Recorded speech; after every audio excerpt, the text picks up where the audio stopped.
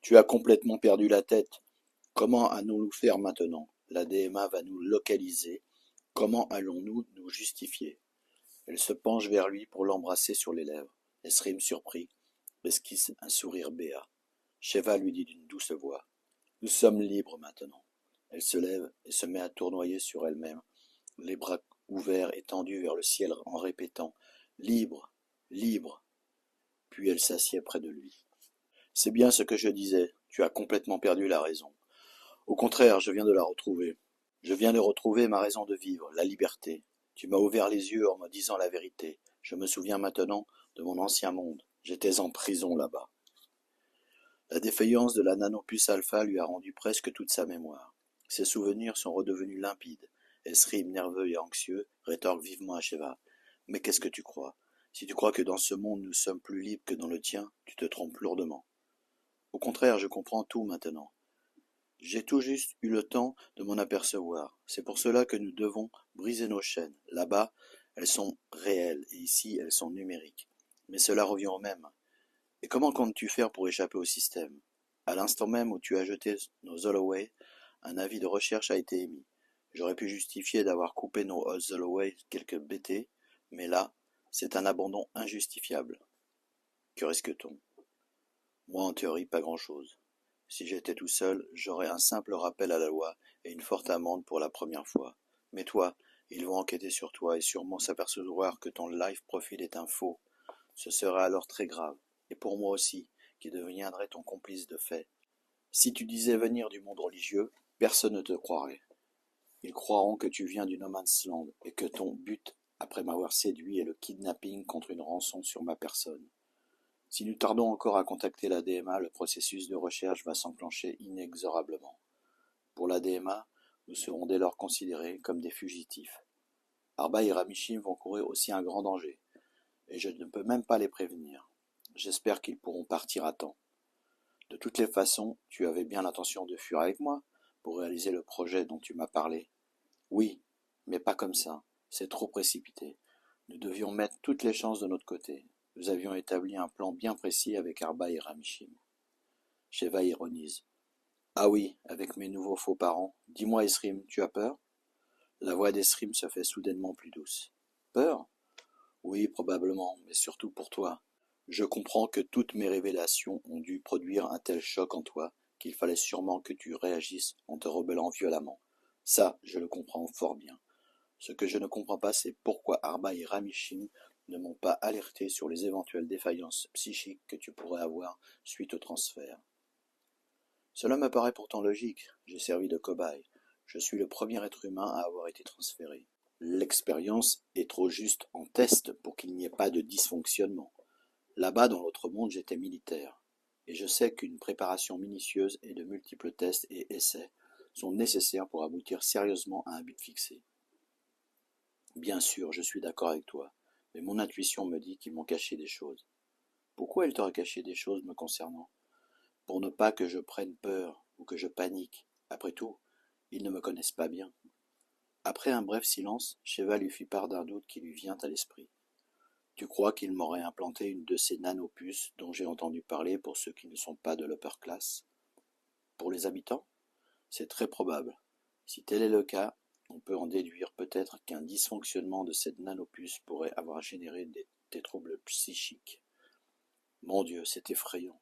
Je serais donc piloté comme une vulgaire machine. Sheva se rejette en arrière sur le sol et passe sa main dans les cheveux. Esrim prend un air rêveur en scrutant l'horizon marin. Nanopuce ou pas, qu'est-ce que ça change? Nous vivons tous sous contrôle dans un monde de surveillance. Il bascule à son tour en arrière. Puis il se tourne vers Sheva et approche lentement son visage. Leurs regards se noient l'un dans l'autre. Leurs bouches se rapprochent. Un baiser tendre conclut naturellement ce rapprochement. Les yeux d'Esrim se mouillent, ainsi que ceux de Sheva, quand soudain un souffle vient briser cet instant magique et le silence alentour. Un air taxi vient de se poser sur l'airpark. Il décide de bouger très rapidement en allant se mettre hors de vue. 3 habitants descendent du véhicule et se dirigent vers le parc qui jouxte la plage. Esrim chuchote. Où allons-nous aller maintenant? Nous irons vers le sud afin de rejoindre Oban. Mais la distance est phénoménale jusqu'à Oban. Et puis il faut traverser la mer par 2 fois. C'est juste impossible sans véhicule. Cette direction, c'est le sud, non? Oui. Qu'est-ce qu'il y a là-bas, de l'autre côté de ce bras de mer? Le No Man's Land, un endroit interdit d'accès. Dès qu'il fera nuit, nous traverserons cette baie. Et comment? À la nage. Tu es encore plus dingue que je pensais. Je t'ai dit qu'en face, c'est le No Man's Land. Tu ignores vraiment ce que c'est? Oui.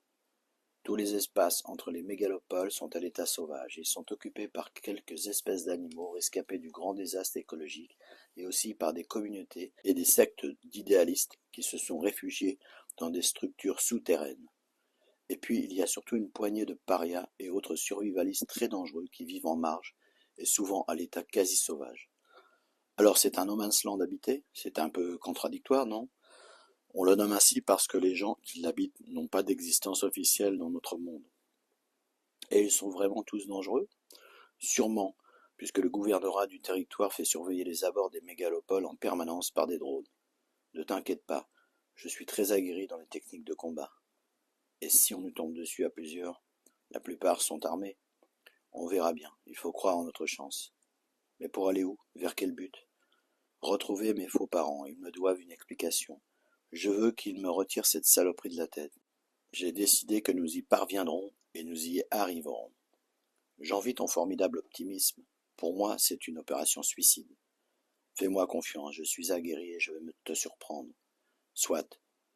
Je dois être devenu fou pour vouloir te suivre, pour éviter au maximum de croiser la route de quiconque. Il nous faudra longer la côte, c'est notre seule chance. Tu sais nager, j'espère? Oui. Y a-t-il des requins à proximité de la côte comme chez nous? Non. Ils ont disparu comme la plupart des espèces marines par ici. Il n'y a plus de pêcheurs? Très peu. Ils sont âgés maintenant. Ils nourrissent uniquement l'upper class, qui ne veut pas manger de cette bouffe synthétique que les labos fabriquent. Burk. Il va falloir t'y faire. Estrim sort une plaquette de la poche ventrale de sa combinaison. Par chance, j'ai toujours sur moi une réserve de gélules FF, Full Food. Au cas où. Une par jour suffira. Mais pour l'eau, il faudra nous débrouiller. En attendant, nous devons nous mettre à l'abri. La nuit, la ville est quadrillée par les NSD, Night Security Drone. Personne n'a l'autorisation de sortir la nuit. Pourquoi? C'est dangereux? Je ne crois pas, mais c'est interdit quand même. Tiens, regarde là-bas. Il y a une sorte d'abri naturel. Ça fera l'affaire jusqu'à la tombée de la nuit. Il faut vraiment qu'Esrim soit tombé sur la tête pour suivre Sheva dans cette folle équipée. Il a essayé de l'en dissuader en vain, jusqu'au dernier moment. Sûrement aurait-il pu faire encore marche arrière en trouvant un prétexte à la perte de Lord Holloway. Mais elle n'a rien voulu entendre. Alors Esrim s'est laissé aller au fatalisme. Il sait surtout qu'en réapparaissant trop tard, il ne reverrait jamais Sheva. La DMA ferait une enquête approfondie sur elle et les Patterson feraient tout pour qu'il ne puisse jamais la revoir. À cela, il ne peut se résoudre. Donc, il lui faut aller jusqu'au bout et tenter le tout pour le tout.